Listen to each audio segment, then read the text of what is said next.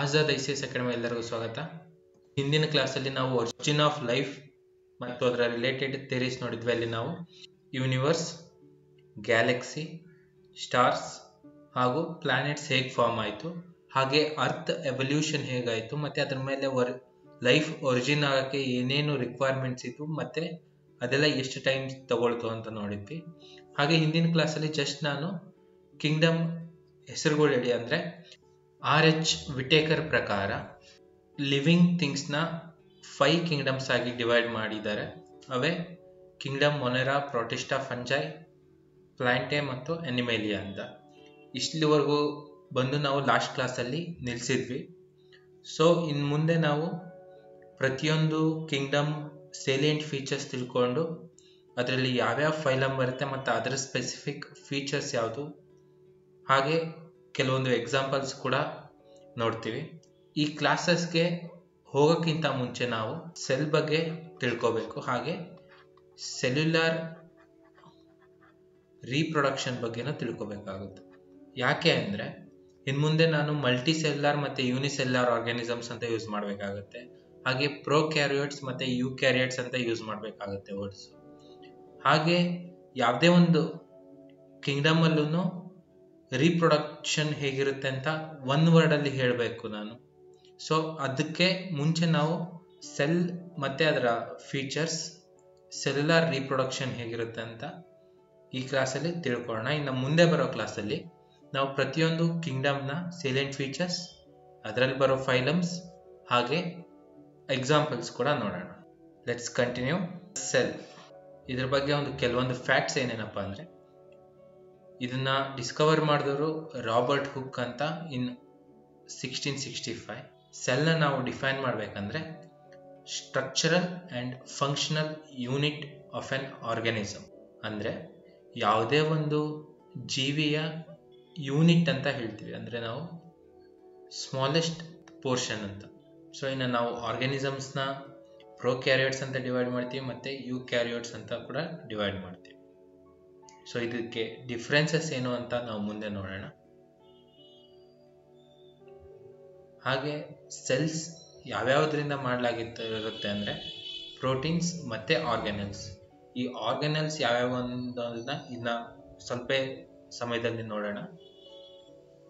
ಇನ್ನು ಆ group of ಅಂದರೆ ಒಂದು ಗ್ರೂಪ್ ಆಫ್ ಸೆಲ್ಸು ಒಂದು ಟಿಶ್ಯೂನ ಫಾರ್ಮ್ ಮಾಡುತ್ತೆ. ಈ ಟಿಶ್ಯೂಸು ಆರ್ಗನ್ನ ಫಾರ್ಮ್ ಮಾಡುತ್ತೆ. ಗ್ರೂಪ್ ಆಫ್ ಆರ್ಗನ್ಸ್ ಒಂದು ಸಿಸ್ಟಮ್ನ, ಮೀನ್ಸ್ ಒಂದು ಬಾಡಿನ ಕ್ರಿಯೇಟ್ ಮಾಡುತ್ತೆ. ಸೊ ಸೆಲ್ಲಿಂದ ಟಿಶ್ಯೂ, ಟಿಶ್ಯೂಸಿಂದ ಆರ್ಗನ್, ಆರ್ಗನ್ನಿಂದ ಒಂದು ಸಿಸ್ಟಮ್ ಅಂದರೆ ಬಾಡಿ. ಸೊ ಇದಕ್ಕೇನೆ ನಾವು ಇದನ್ನ structural and functional unit of life ಅಂತ ಹೇಳೋದು. ಇನ್ನೊಂದು ಇಂಟ್ರೆಸ್ಟಿಂಗ್ ಫ್ಯಾಕ್ಟ್ ಏನಪ್ಪ ಅಂದರೆ, ಒಂದು ಹ್ಯೂಮನ್ ಬಾಡಿನ ತಗೊಂಡು ಹ್ಯೂಮನ್ ಸೆಲ್ಸ್ನೆಲ್ಲ ಕೌಂಟ್ ಮಾಡಿದ್ರೆ ಹ್ಯೂಮನ್ ಸೆಲ್ಸ್ಗಿಂತ ಅದರಲ್ಲಿ ಬ್ಯಾಕ್ಟೀರಿಯಲ್ ಸೆಲ್ಸೇ ಜಾಸ್ತಿ ಇರುತ್ತೆ ಅಂತ ಕೂಡ ಸೈಂಟಿಸ್ಟ್ ಹೇಳ್ತಾರೆ. ಸೆಲ್ಗಳು ಜೆನೆಟಿಕ್ ಮೆಟೀರಿಯಲ್ನ ಕೂಡ ಕಂಟೈನ್ ಮಾಡುತ್ತೆ. ಹಾಗೆ ಯಾವುದೇ ಒಂದು ಸೆಲ್ಲು ಅದರ ಫಂಕ್ಷನ್ನಲ್ಲಿ ಏನಾದ್ರು ಪ್ರಾಬ್ಲಮ್ ಆದರೆ ಅಥವಾ ಏನಾದ್ರು ಒಂದು ಡಿಸೀಸ್ಗೆ, ಏನಾದ್ರು ಒಂದು ರೋಗಕ್ಕೆ ತುತ್ತಾದರೆ ಲೈಸೋಸೋಮ್ಸ್ ಅಂತ ಒಂದು ಸೆಲ್ ಆರ್ಗನಲ್ ಬರುತ್ತೆ. ಇವನ್ನ ಸೂಸೈಡಲ್ ಬ್ಯಾಗ್ಸ್ ಅಂತ ಕೂಡ ಕರಿತೀವಿ. ಇದರ ಸಹಾಯದಿಂದ ಸೆಲ್ಲು ಸೂಸೈಡ್ನ ಮಾಡ್ಕೊಳುತ್ತೆ. ಇನ್ ದ ಸೆನ್ಸ್ ಡೆಸ್ಟ್ರಾಯ್ ಆಗುತ್ತೆ ಅಂತ ಅಷ್ಟೇ. ಸೂಸೈಡ್ ಅಂದರೆ ಲಿಟ್ರಲ್ ಸೆನ್ಸಲ್ಲಿ ತಗೋಬಾರ್ದು. ನಮ್ಮ ಬಾಡಿನಲ್ಲಿ ಲಾಂಗೆಸ್ಟ್ ಸೆಲ್ ಯಾವುದು ಅಂದರೆ ಮೋಟಾರ್ ನ್ಯೂರಾನ್ಸ್ ಅಂತ, ಅಪ್ ಟು 1.37 ಮೀಟರ್ಸ್ವರೆಗೂ ಇರುತ್ತೆ. ಇನ್ನು ಸ್ಮಾಲೆಸ್ಟ್ ಸೆಲ್ ಯಾವುದಪ್ಪ ಅಂದರೆ ಸೆರೆಬೆಲ್ಲಮ್, ಅಂದರೆ ಬ್ರೈನ್ನ ಒಂದು ಪಾರ್ಟಲ್ಲಿ ಬರುತ್ತೆ. ಅದರಲ್ಲಿರುವಂಥ ಗ್ರ್ಯಾನ್ಯೂಲ್ ಸೆಲ್ ಅನ್ನೋದು ಸ್ಮಾಲೆಸ್ಟ್ ಸೆಲ್. ಇನ್ನು ಲಾರ್ಜೆಸ್ಟ್ ಸೆಲ್ ಹ್ಯೂಮನ್ ಬಾಡಿನಲ್ಲಿ ಅಂದರೆ ಓವಮ್. ಇನ್ನು ಸ್ಮಾಲೆಸ್ಟ್ ಸೆಲ್ ಅಂದರೆ ಸ್ಪರ್ಮ್. ಗೊತ್ತಾಯ್ತಲ್ಲ? Longest motor neurons, shortest cerebellums, granule cell. ಇನ್ನು ಲಾರ್ಜೆಸ್ಟ್ ಸೆಲ್ ಯಾವುದು ಅಂದರೆ ಓಮ್, ಸ್ಮಾಲೆಸ್ಟ್ ಸೆಲ್ ಅಂದರೆ ಸ್ಪರ್ಮ್. ನೆಕ್ಸ್ಟ್ ನಾವು ಸೆಲ್ ಸ್ಟ್ರಕ್ಚರ್ನ ನೋಡೋಣ. ಮೊದಲು ನಾವು ಆನಿಮಲ್ ಸೆಲ್ ಹಾಗೂ ಪ್ಲಾಂಟ್ ಸೆಲ್ ಮಧ್ಯೆ ಇರೋ ಕೆಲವು ಡಿಫ್ರೆನ್ಸಸ್ ನೋಡೋಣ. ಫಸ್ಟ್ ಅಂಡ್ ಪ್ರೈಮರಿ ಡಿಫ್ರೆನ್ಸಸ್ ಬಂದ್ಬಿಟ್ಟು ಸೆಲ್ ವಾಲ್. ಯಾವುದೇ ಒಂದು ಯುಕ್ಯಾರಿಯೋಟ್ ಅಲ್ಲಿ ಯುಕ್ಯಾರಿಯೋಟ್ ಮತ್ತೆ ಪ್ರೊಕ್ಯಾರಿಯೋಟ್ ಏನು ಅಂತ ಮುಂದೆ ನಾವು ಡಿಫೈನ್ ಮಾಡ್ತೀವಿ. ಸೊ ಜಸ್ಟ್ ಇಲ್ಲಿ ಅರ್ಥ ಮಾಡ್ಕೊಳ್ಳಿ, ಒಂದು ಯುಕ್ಯಾರಿಯೋಟ್ ಆನಿಮಲ್ ಸೆಲ್ ಅಲ್ಲಿ ಯಾವತ್ತು ಸೆಲ್ ವಾಲ್ ಇರಲ್ಲ. In case of plant cell wall ಇರುತ್ತೆ. ಇನ್ನ ಸೆಕೆಂಡ್ ಡಿಫ್ರೆನ್ಸಸ್ ಏನಪ್ಪಾ ಅಂದ್ರೆ vacuole size. In case of plant cell vacuole size ತುಂಬಾ ಇರುತ್ತೆ compared to animal cell vacuole. Third difference ಏನಪ್ಪಾ ಅಂದ್ರೆ presence of chloroplast. Except protozoans which are eukaryotes, most of the eukaryotes ಅಲ್ಲಿ chloroplast absent ಇರುತ್ತೆ. So these are the few differences between a animal cell and a plant cell. So let's move on. ನಾವು cell organelles ನ ನೋಡ್ತಾ ಹೋಗೋಣ. ಅದಕ್ಕಿಂತ ಮುಂಚೆ ನಾವು cell organelles ನ ಕ್ಲಾಸಿಫೈ ಮಾಡ್ಕೊಳ್ಳೋಣ. ಮೊದಲನೇದು ನೋ ಮೆಂಬ್ರೇನ್ ಬೌಂಡ್ ಆರ್ಗನಲ್ಸ್, ಎರಡನೇದು single membrane bound organelles, third one double membrane bound organelles. ಇದು ಯಾಕೆ ಈ ತರ ಕ್ಲಾಸಿಫೈ ಮಾಡ್ಕೋತಿದೀವಿ ಅಂದ್ರೆ ಕೆಲವೊಂದ್ಸರಿ ಎಕ್ಸಾಮ್ಸ್ ಅಲ್ಲಿ ಡೈರೆಕ್ಟ್ ಕ್ವಶನ್ ಬರುತ್ತೆ, which of the following are no membrane bound organelles or single membrane bound organelles or double bound membrane organelles ಅಂತ. So no membrane bound organelles ಅಲ್ಲಿ ಸೆಂಟ್ರೋಸೋಮ್ ಬರುತ್ತೆ, ರೈಬೋಸೋಮ್ ಬರುತ್ತೆ. In case of plant cell wall no membrane bound organelle ಆಗುತ್ತೆ. In case of animal cell membrane no membrane bound cell organelle ಆಗುತ್ತೆ. ಇದಿಷ್ಟು ಬಿಟ್ಟು ಇನ್ನ ಕೆಲವೊಂದು ಪ್ರಾಣಿಗಳಲ್ಲಿ ಸಿಲಿಯಾ ಮತ್ತು ಫ್ಲಾಜೆಲಾ ಅಂದ್ರೆ ಲೋಕೋಮೋಟರಿ ಆರ್ಗನ್ಸ್ ಇವು ಕೂಡ ನೋ ಮೆಂಬ್ರೇನ್ ಬೌಂಡ್ ಆರ್ಗನಲ್ಸ್ ಆಗಿರುತ್ತೆ. ಇನ್ನ ಸಿಂಗಲ್ ಮೆಂಬ್ರೇನ್ ಬೌಂಡ್ ಆರ್ಗನಲ್ಸ್ ಯಾವ್ಯಾವುದು ಅಂತ ನಾವು ನೋಡಿದ್ರೆ ಎಂಡೋಪ್ಲಾಸ್ಮಿಕ್ ರೆಟಿಕ್ಯುಲಮ್ ಆಗ್ಬೋದು, ವ್ಯಾಕ್ಯೂಲ್ಸ್ ಕೂಡ ಇದೇ ಕ್ಯಾಟಗರಿನಲ್ಲಿ ನಾವು ಕ್ಲಾಸಿಫೈ ಮಾಡ್ತೀವಿ, ಲೈಸೋಸೋಮ್ಸ್, ಗಾಲ್ಗಿ ಆಪರೇಟಸ್. ಇನ್ನ ಡಬಲ್ ಮೆಂಬ್ರೇನ್ ಬೌಂಡ್ ಆರ್ಗನಲ್ಸ್ ಯಾವ್ಯಾವುದು ಅಂತ ನಾವು ನೋಡಿದ್ರೆ mitochondria, power house of the cell ಅಂತ ಕೂಡ ಕರಿತೀವಿ, ನ್ಯೂಕ್ಲಿಯಸ್, ಪ್ಲಾಸ್ಟಿಡ್ಸ್ ಏನೇನು ಇರುತ್ತೆ ಅಂದ್ರೆ ಲ್ಯೂಕೋಪ್ಲಾಸ್ಟ್ ಇರ್ಬೋದು, ಕ್ರೋಮೋಪ್ಲಾಸ್ಟ್ ಇರ್ಬೋದು ಆರ್ ಕ್ಲೋರೋಪ್ಲಾಸ್ಟ್ ಇರ್ಬೋದು. ಇಷ್ಟು cell organelles double membrane bound organelles ಅಲ್ಲಿ ಬರುತ್ತೆ. ಸೊ ಇಷ್ಟು ಸೆಲ್ ಆರ್ಗನಲ್ಸ್ ನ ನಾವು ಮೂರು ಭಾಗಗಳಾಗಿ ನಾವು ಕ್ಲಾಸಿಫೈ ಮಾಡ್ತೀವಿ. ಯಾವ್ದಪ್ಪ ಅಂದ್ರೆ no membrane bound, single membrane bound, double membrane bound organelles ಅಂತ. ಇಷ್ಟು ಕ್ಲಿಯರ್ ಆಗಿದ್ರೆ ನಾವು ಒಂದೊಂದು ಸೆಲ್ ಆರ್ಗನಲ್ಸ್ ಫಂಕ್ಷನ್ಸ್ ನ ನೋಡೋಣ. First and foremost cell wall ನಮಗೆ most of the times plant cell ಅಲ್ಲಿ ಕಾಣಸಿಗುತ್ತೆ. ಅದಲ್ದೇನೆ ಮೊನೆರಾ ಕಿಂಗ್ಡಮ್ಗೆ ಯಾವ್ಯಾವ ಸೇರ್ಕೋತಾವೋ ಅದರಲ್ಲೆಲ್ಲ ನಾವು ಸೆಲ್ ವಾಲ್ ನ ನೋಡ್ತೀವಿ.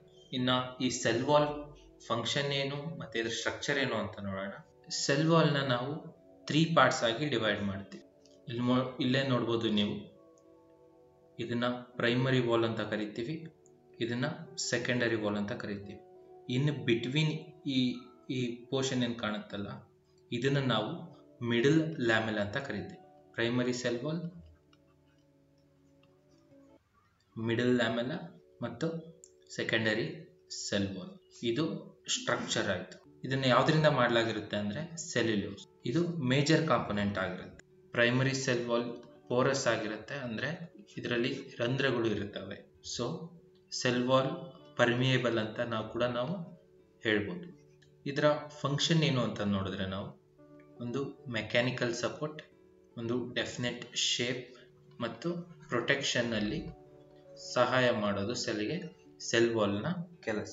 ಇನ್ನ ಸೆಲ್ ವಾಲ್ ಇಲ್ಲದೆ ಇರುವಂತ ಒಂದೇ ಒಂದು ಪ್ಲಾಂಟ್ ಸೆಲ್ ಯಾವುದು ಅಂತ ಅಂದ್ರೆ ಮೆರಿಸ್ಟೆಮ್ಯಾಟಿಕ್ ಸೆಲ್. ಇದೊಂದು ಸೆಲ್ ಅಲ್ಲಿ ನಮಗೆ ಸೆಲ್ ವಾಲ್ ಕಾಣಸಿಗಲ್ಲ. ಇನ್ನು ಉಳಿದ ಯಾವುದೇ ಪ್ಲಾಂಟ್ ಸೆಲ್ ಅಲ್ಲಿ ನೋಡಿದ್ರೆ ನಮಗೆ ಎಲ್ಲ ಕಡೆ ಸೆಲ್ ವಾಲ್ ಸಿಗುತ್ತೆ. ಇಷ್ಟು ಸೆಲ್ ವಾಲ್ ಬಗ್ಗೆ. ಇನ್ನು ನೆಕ್ಸ್ಟ್ ಸೆಲ್ ಮೆಂಬ್ರೇನ್ ನ ನೋಡೋಣ. Cell membrane. ಪ್ಲಾಂಟ್ಸ್ ಅಲ್ಲಿ ಸೆಲ್ ವಾಲ್ ಆದ್ಮೇಲೆ ಸೆಲ್ ಮೆಂಬ್ರೇನ್ ಬರುತ್ತೆ. ಇದು ಬೈಲಿಪಿಡ್ ಲೇಯರ್ ಆಗಿದೆ. ಹಾಗೆ ಇದನ್ನ ಸೆಮಿ ಪರ್ಮಿಯಬಲ್ ಮೆಂಬ್ರೇನ್ ಅಂತ ಕೂಡ ಕರೀತಾರೆ.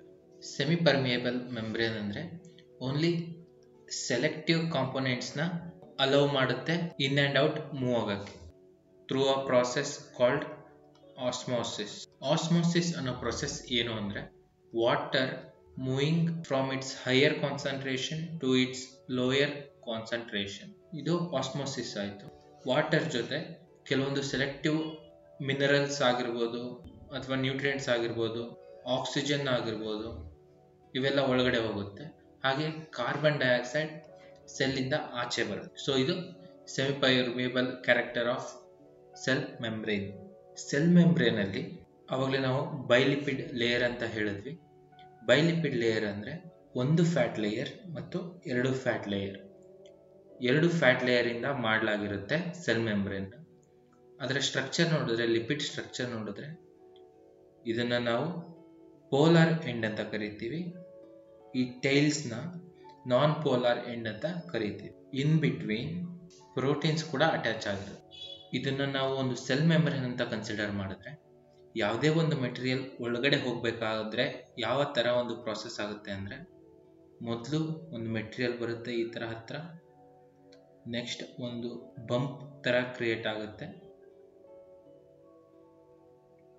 ನೆಕ್ಸ್ಟ್ ಆಲ್ಮೋಸ್ಟ್ ಕ್ಲೋಸ್ ಆಗುತ್ತೆ. ಇದಾದ ಮೇಲೆ ಈ ಮೆಟೀರಿಯಲ್ ಸೆಲ್ ಒಳಗಡೆ ಹೋಗುತ್ತೆ. ಸೇಮ್ ಪ್ರೊಸೀಜರ್ ರಿವರ್ಸ್ ಅಲ್ಲಿ ಯಾವುದೇ ಒಂದು ಮೆಟೀರಿಯಲ್ ಸೆಲ್ ಇಂದ ಆಚೆ ಹೋಗ್ಬೇಕಾದ್ರೆ ನಡೆಯುತ್ತೆ. ಇಷ್ಟು ಸೆಲ್ ಮೆಂಬ್ರೇನ್ ಬಗ್ಗೆ. ಏನು ಅಂದ್ರೆ bilipid layer, semi permeable membrane, ಹಾಗೆ water moves in and out through a process of osmosis.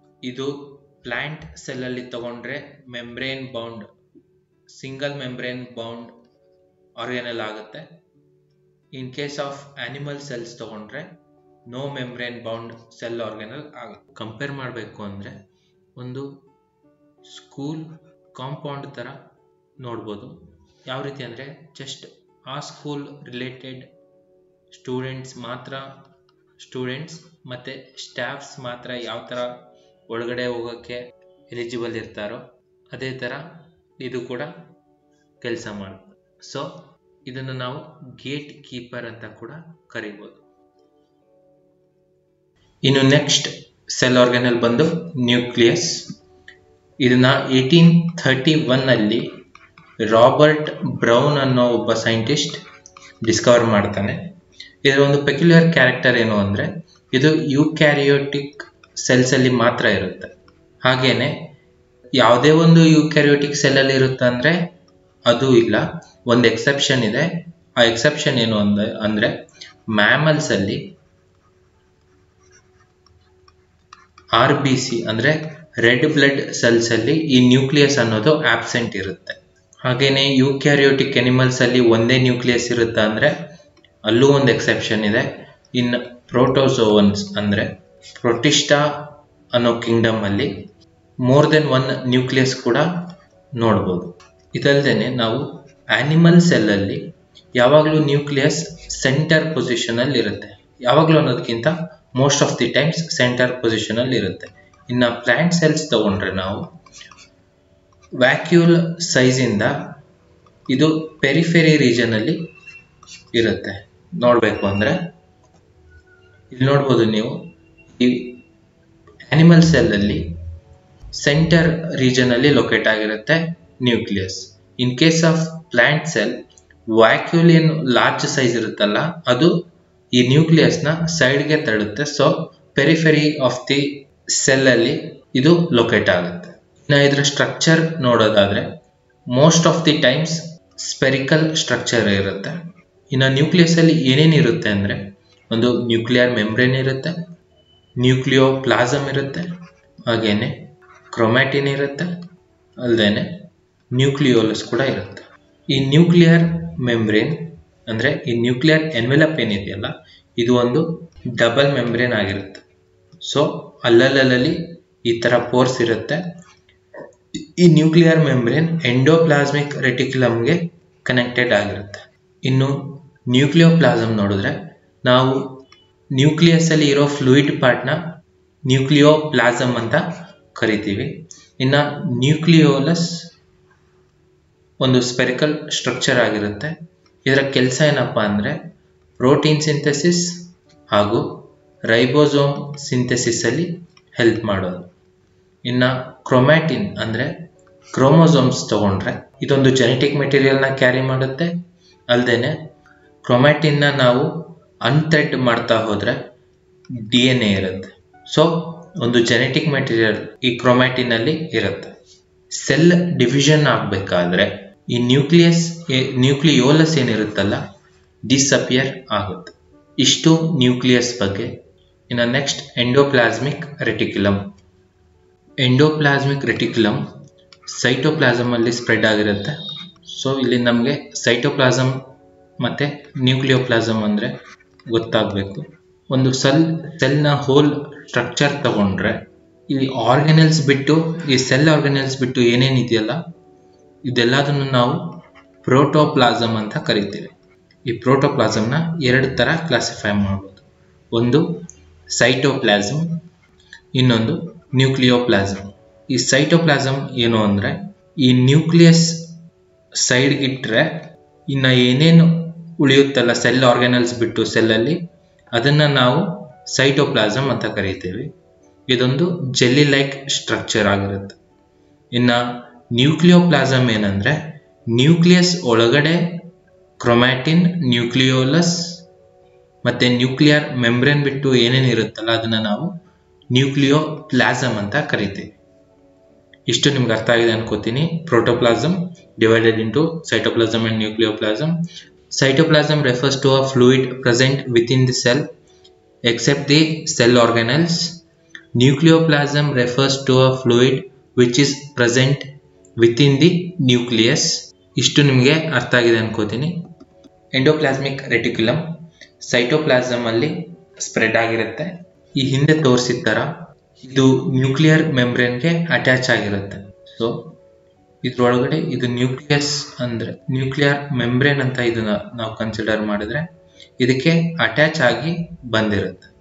So ಈ ನ್ಯೂಕ್ಲಿಯೋಪ್ಲಾಸಮ್ ಮತ್ತೆ ಸೈಟೋಪ್ಲಾಸಮ್ ಮಧ್ಯೆ ಏನೇ ಎಕ್ಸ್ಚೇಂಜಸ್ ಆಗ್ಬೇಕಂದ್ರೂ ಈ ಎಂಡೋಪ್ಲಾಸ್ಮಿಕ್ ರೆಟಿಕ್ಯುಲಮ್ ಮೂಲಕನೇ ಆಗುತ್ತೆ. ಇದರ ಫಂಕ್ಷನ್ ಏನಪ್ಪಾ ಅಂದ್ರೆ ಮೆಕ್ಯಾನಿಕಲ್ ಸಪೋರ್ಟ್ ಕೊಡೋದು ಒಂದು ಸೆಲ್ಗೆ. ಸೊ ಇದನ್ನು ನಾವು ಸೈಟೋಸ್ಕೆಲಿಟನ್ ಅಂತ ಕೂಡ ಕರಿತೀವಿ. ಹಾಗೇನೆ ಈ ಹಿಂದೆನೆ ಮೆನ್ಷನ್ ಮಾಡಿರೋ ತರ transport of materials from nucleoplasm to cytoplasm and vice ವರ್ಸ.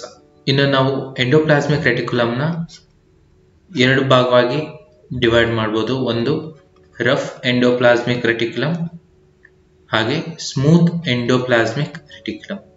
ರಫ್ ಎಂಡೋಪ್ಲಾಸ್ಮಿಕ್ ರೆಟಿಕ್ಯುಲಮ್ ಅಂದ್ರೆ ಏನು, ಸ್ಮೂತ್ ಎಂಡೋಪ್ಲಾಸ್ಮಿಕ್ ರೆಟಿಕ್ಯುಲಮ್ ಅಂದ್ರೆ ಏನು ಅಂತ ನೋಡೋಣ. ನೀವು ಈ ಸ್ಟ್ರಕ್ಚರ್ ನೋಡ್ಬೋದು. ಈ ಎಂಡೋಪ್ಲಾಸ್ಮಿಕ್ ರೆಟಿಕ್ಯುಲಮ್ ಮೇಲೆ ರೈಬೋಸೋಮ್ಸ್ ಕಾಣಿಸುತ್ತಲ್ಲ, ಈ ತರ ಏನಾದ್ರು ರೈಬೋಸೋಮ್ಸ್ ಏನಾದ್ರು ಎಂಡೋಪ್ಲಾಸ್ಮಿಕ್ ರೆಟಿಕ್ಯುಲಮ್ಗೆ ಬೈಂಡ್ ಆಗಿದ್ರೆ ಅದನ್ನ ರಫ್ ಎಂಡೋಪ್ಲಾಸ್ಮಿಕ್ ರೆಟಿಕ್ಯುಲಮ್ ಅಂತೀವಿ. ಹಾಗೇನೆ ಇನ್ ಕೇಸ್ ಈ ರೈಬೋಸೋಮ್ಸ್ ಏನಾದ್ರು ಈ ಎಂಡೋಪ್ಲಾಸ್ಮಿಕ್ ರೆಟಿಕ್ಯುಲಮ್ಗೆ ಬೈಂಡ್ ಆಗಿಲ್ಲ ಅಂದ್ರೆ ಸ್ಮೂತ್ ಎಂಡೋಪ್ಲಾಸ್ಮಿಕ್ ರೆಟಿಕ್ಯುಲಮ್ ಅಂತ ಕರಿತೀವಿ. ಇಷ್ಟು ಎಂಡೋಪ್ಲಾಸ್ಮಿಕ್ ರೆಟಿಕ್ಯುಲಮ್ ಬಗ್ಗೆ. ರೈಬೋಸೋಮ್ಸ್ ಬಗ್ಗೆ ನಾವು ಇಲ್ಲಿ ಡಿಸ್ಕಸ್ ಮಾಡೋದು ಬೇಡ, ಮುಂದೆ ಡಿಸ್ಕಸ್ ಮಾಡೋಣ. ಇದೇ ಸೆಷನ್ ಅಲ್ಲಿ ಮುಂದೆ ಡಿಸ್ಕಸ್ ಮಾಡೋಣ. ಫಂಕ್ಷನ್ಸ್ ಏನೇನಪ್ಪ ಅಂದ್ರೆ ಎಂಡೋಪ್ಲಾಸ್ಮಿಕ್ ರೆಟಿಕ್ಯುಲಮ್ದು ಒಂದು ಮೆಕ್ಯಾನಿಕಲ್ ಸಪೋರ್ಟ್ ಕೊಡೋದು ಸೆಲ್ಗೆ, ಹಾಗೆ transport of materials between a nucleoplasm and cytoplasm. Rough endoplasmic reticulum ಯಾವುದರಲ್ಲಿ ಹೆಲ್ಪ್ ಮಾಡುತ್ತೆ ಅಂದ್ರೆ ಪ್ರೋಟೀನ್ ಸಿಂಥೆಸಿಸ್ ಅಲ್ಲಿ ಹೆಲ್ಪ್ ಮಾಡುತ್ತೆ. Smooth endoplasmic reticulum lipid synthesis ಅಲ್ಲಿ ಹೆಲ್ಪ್ ಮಾಡುತ್ತೆ. ನಿಮಗೆ ನೆನಪಿರಲಿ, ರೈಬೋಸೋಮ್ಸ್ ಎಲ್ಲಿ ಪ್ರೊಡ್ಯೂಸ್ ಆಗುತ್ತೆ ಅಂದ್ರೆ ನ್ಯೂಕ್ಲಿಯೋಲಸ್. ಇಷ್ಟು ಎಂಡೋಪ್ಲಾಸ್ಮಿಕ್ ರೆಟಿಕ್ಯುಲಮ್ ಮತ್ತೆ ಅದರ ಫಂಕ್ಷನ್ಸ್ ಬಗ್ಗೆ. ಇನ್ನು ನೆಕ್ಸ್ಟ್ ಸೆಲ್ ಆರ್ಗನಲ್ ನೋಡೋಣ, ರೈಬೋಸೋಮ್. ರೈಬೋಸೋಮು ಒಂದು ಸ್ಮಾಲೆಸ್ಟ್ ಸೆಲ್ ಆರ್ಗನಲ್ ಆಗಿದೆ ಸೆಲ್ ಅಲ್ಲಿ. ಇದು ಈ ತರ ಒಂದು ರಫ್ ಎಂಡೋಪ್ಲಾಸ್ಮಿಕ್ ರೆಟಿಕ್ಯುಲಮ್ಗೆ ಅಟ್ಯಾಚ್ ಆಗಿದೆ ಅಥವಾ ಸೈಟೋಪ್ಲಾಸಮ್ ಅಲ್ಲಿ ಈ ತರ ಫ್ರೀ ಆಗಿ ಎಕ್ಸಿಸ್ಟ್ ಆಗ್ತಾ ಇರುತ್ತೆ. ಸೊ ರೈಬೋಸೋಮ್ ಕೆಲಸ ಏನಪ್ಪಾ ಅಂದ್ರೆ ಪ್ರೋಟೀನ್ ಸಿಂಥೆಸಿಸ್. ಆವಾಗಲೇ ನಾವು ರಫ್ ಎಂಡೋಪ್ಲಾಸ್ಮಿಕ್ ರೆಟಿಕ್ಯುಲಮ್ ಬಗ್ಗೆನೂ ಅದೇ ಹೇಳಿದ್ವಿ. ಯಾಕೆ ಅದು ಪ್ರೋಟೀನ್ ಸಿಂಥೆಸಿಸ್ ಅಲ್ಲಿ ಹೆಲ್ಪ್ ಮಾಡುತ್ತೆ ಅಂದ್ರೆ ಅದಕ್ಕೆ ರೈಬೋಸೋಮ್ಸ್ ಅಟ್ಯಾಚ್ ಆಗಿರುತ್ತೆ. ಹಾಗೇನೆ ಈ ರೈಬೋಸೋಮ್ಗೆ mRNA ಬಂದು ಅಟ್ಯಾಚ್ ಆದ್ಮೇಲೆನೆ ಈ ಪ್ರೋಟೀನ್ ಸಿಂಥೆಸಿಸ್ ಸ್ಟಾರ್ಟ್ ಆಗೋದು. ಸೊ ಇದಕ್ಕೋಸ್ಕರನೇ ರೈಬೋಸೋಮ್ಸ್ ನಾವು ಪ್ರೋಟೀನ್ ಫ್ಯಾಕ್ಟರಿ ಅಂತ ಕೂಡ ಕರಿತೀವಿ. ಇಷ್ಟು ರೈಬೋಸೋಮ್ ಬಗ್ಗೆ. ಇನ್ನು ನೆಕ್ಸ್ಟ್ ಸೆಲ್ ಆರ್ಗನ್ ನೋಡೋಣ. Golgi apparatus. ಇದನ್ನ 1898 ಅಲ್ಲಿ ಕೆಮಿಲಾ ಗಾಲ್ಗಿ ಅನ್ನೋರು ಡಿಸ್ಕವರ್ ಮಾಡ್ತಾರೆ. ಇದು ಒಂದು ಗ್ರಾನ್ಯೂಲ್ ತರ ಅಥವಾ ರಾಡ್ಸ್ ತರ ಅಥವಾ ಒಂದು ಫಿಲಮೆಂಟ್ಸ್ ತರ ಎಕ್ಸಿಸ್ಟ್ ಆಗುತ್ತೆ. ಇದು ಎಲ್ಲಿಂದ ಡಿರೈವ್ ಆಗುತ್ತೆ ಅಂದ್ರೆ ಎಂಡೋಪ್ಲಾಸ್ಮಿಕ್ ರೆಟಿಕ್ಯುಲಮ್ ಇಂದ ಇದು ಡಿರೈವ್ ಆಗಿ ಒಂದು ಸೆಲ್ ಆರ್ಗನಲ್ ಆಗಿ ಕನ್ವರ್ಟ್ ಆಗುತ್ತೆ. ಇದರ ಫಂಕ್ಷನ್ಸ್ ಏನೇನಪ್ಪಾ ಅಂದ್ರೆ ಒಂದು ಎನ್ಸೈಮ್ಸ್ ಮತ್ತೆ ಹಾರ್ಮೋನ್ಸ್ ನ ಸೆಕ್ರೇಷನ್ ಮಾಡೋದು. ಹಾಗೇನೆ ಸೆಲ್ ಆರ್ಗನಲ್ಸ್ ಅಲ್ಲಿ ಏನೇ ಒಂದು ಸೆಕ್ರೇಷನ್ ಆದ್ರೂ ಅದನ್ನ ಪ್ಯಾಕ್ ಮಾಡಿ ಟ್ರಾನ್ಸ್ಪೋರ್ಟ್ ಮಾಡೋದು ಸೆಲ್ ಇಂದ ಆಚೆ. ಯಾಕೆ ಪ್ಯಾಕ್ ಮಾಡಬೇಕು ಅಂತ ಹೇಳ್ತಾರೆ ಅಂದ್ರೆ ಮುಂದೆ ಒಂದು ಲೈಸೋಸೋಮ್ ಅನ್ನೋ ಒಂದು ಸೆಲ್ ಆರ್ಗನಲ್ ಬರುತ್ತೆ. ಇದನ್ನ ನಾವು ಸೂಸೈಡಲ್ ಬ್ಯಾಗ್ ಕೂಡ ಅಂತ ಕರಿತೀವಿ. ಇನ್ ಕೇಸ್ ಇದು ಸೆಲ್ಗೆ ರಿಲೇಟೆಡ್ ಆಗದೆ ಇರೋ ಯಾವುದೇ ಒಂದು ಫಾರಿನ್ ಮೆಟೀರಿಯಲ್ ಬಂದರೂ ಕೂಡ ಅಟ್ಯಾಕ್ ಮಾಡಿ ಡೆಸ್ಟ್ರಾಯ್ ಮಾಡುತ್ತೆ. ಸೊ ಅದಕ್ಕೋಸ್ಕರ ಈ ಲೈಸೋಸೋಮ್ಸ್ ಇಂದ ಕಾಪಾಡಕ್ಕೆ ಒಂದು ಪ್ಯಾಕೇಜಿಂಗ್ ತರ ಒಂದು ಮೆಟೀರಿಯಲ್ನ ಆ ಸೆಲ್ ಸೆಕ್ರೇಷನ್ ಸುತ್ತ ಕ್ರಿಯೇಟ್ ಮಾಡಿ ಇದನ್ನ ಸೆಲ್ ಇಂದ ಆಚೆ ಟ್ರಾನ್ಸ್ಪೋರ್ಟ್ ಮಾಡುತ್ತೆ. ಇನ್ ಕೇಸ್ ಇದನ್ನ ನಾವು ಬೇರೆ ಯಾವ್ದಾದ್ರು ಒಂದು ಇನ್ಸ್ಟಿಟ್ಯೂಟ್ಗೆ ಕಂಪೇರ್ ಮಾಡಬೇಕಂದ್ರೆ ಪೋಸ್ಟ್ ಆಫೀಸ್ಗೆ ಇದನ್ನ ಕಂಪೇರ್ ಮಾಡ್ಬೋದು. ಇಷ್ಟು ಗಾಲ್ಗಿ ಅಪ್ಯಾರಟಸ್ ಬಗ್ಗೆ. ಇನ್ನು ನೆಕ್ಸ್ಟ್ ಸೆಲ್ ಆರ್ಗನಲ್ ಬಗ್ಗೆ ನೋಡೋಣ. ಮೈಟೋಕಾಂಡ್ರಿಯಾ. ಇದನ್ನ ನಾವು power house of the cell ಅಂತ ಕೂಡ ಕರಿತೀವಿ. ಇದೊಂದು ರಾಡ್ ಶೇಪ್ಡ್ ಸ್ಟ್ರಕ್ಚರ್ ಆಗಿದೆ.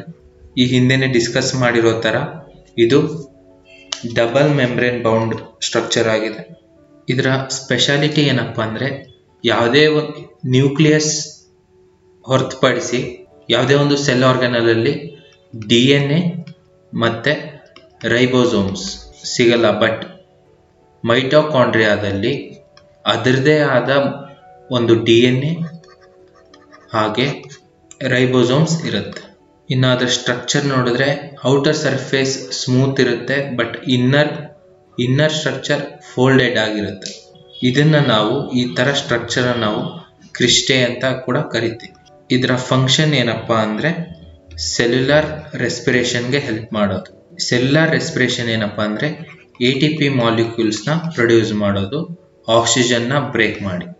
ATP ಏನಪ್ಪಾ ಅಂದ್ರೆ ಇದನ್ನ ಎನರ್ಜಿ ಕರೆನ್ಸಿ ಅಂತ ಕೂಡ ಕರೀತಾರೆ.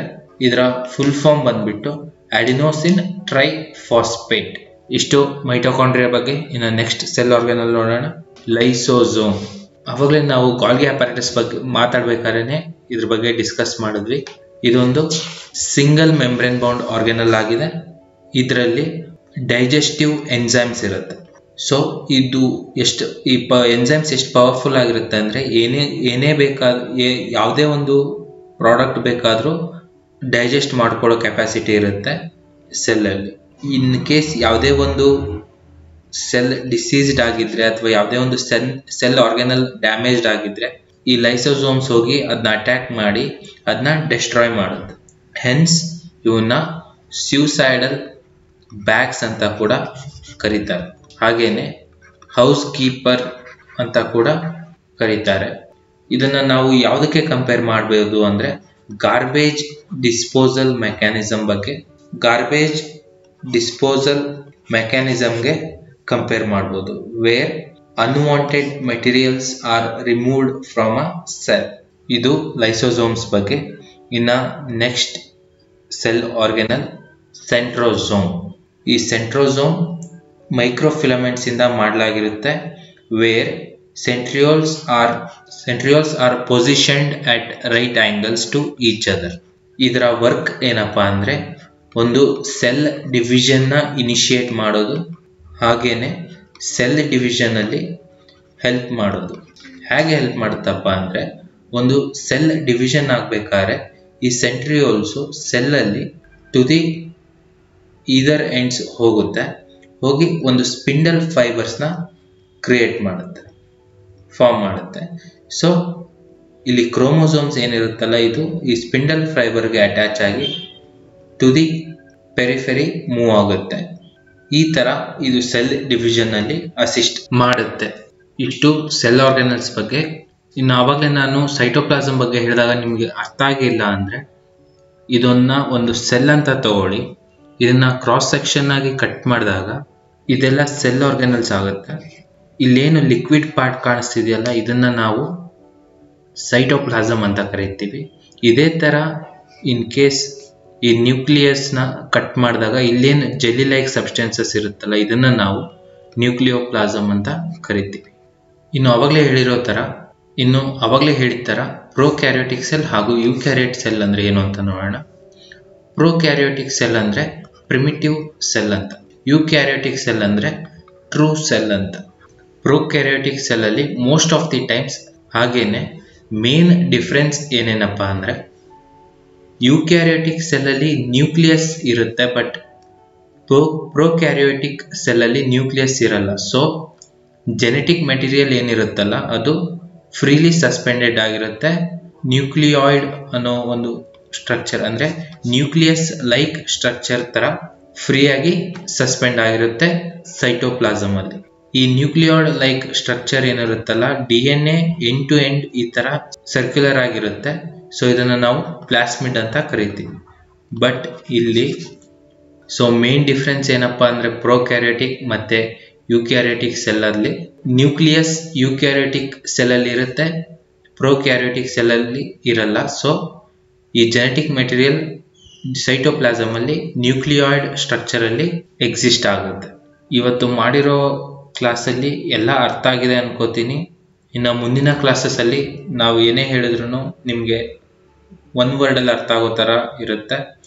ಸೊ ನಾವು ಪ್ರೋಕ್ಯಾರಿಯೋಟಿಕ್ ಸೆಲ್ ಅಂದಾಗ ನಿಮಗೆ ಅಲ್ಲಿ ಗೊತ್ತಾಗಬೇಕು ಅಲ್ಲಿ ನ್ಯೂಕ್ಲಿಯಸ್ ಇರಲ್ಲ, ಜೆನೆಟಿಕ್ ಮೆಟೀರಿಯಲ್ ಸೈಟೋಪ್ಲಾಸಮ್ ಅಲ್ಲಿ ನ್ಯೂಕ್ಲಿಯಾಯ್ಡ್ ಸ್ಟ್ರಕ್ಚರ್ ಅಲ್ಲಿ ಸಸ್ಪೆಂಡ್ ಆಗಿರುತ್ತೆ ಅಂತ. ಯೂಕ್ಯಾರಿಯೋಟಿಕ್ ಸೆಲ್ ಅಂದಾಗ ಗೊತ್ತಾಗಬೇಕು ನಿಮಗೆ ಸೊ ಅಲ್ಲಿ ನ್ಯೂಕ್ಲಿಯಸ್ ಇರುತ್ತೆ ಅಂಡ್ ಜೆನೆಟಿಕ್ ಮೆಟೀರಿಯಲ್ ನ್ಯೂಕ್ಲಿಯಸ್ ಒಳಗಡೆ ಇರುತ್ತೆ ಅಂತ. ಹಾಗೇನೆ ಯಾವುದೇ ಒಂದು ಸೆಲ್ ಆರ್ಗನಲ್ಸ್ ಬಗ್ಗೆ ಮಾತಾಡಿದಾಗ ಅದರ ಫಂಕ್ಷನ್ ಏನು ಅಂತ ಕೂಡ ನಿಮಗೆ ಗೊತ್ತಾಗಬೇಕು. ಸೊ ಇಷ್ಟು ಇವತ್ತಿನ ಕ್ಲಾಸ್ ಬಗ್ಗೆ.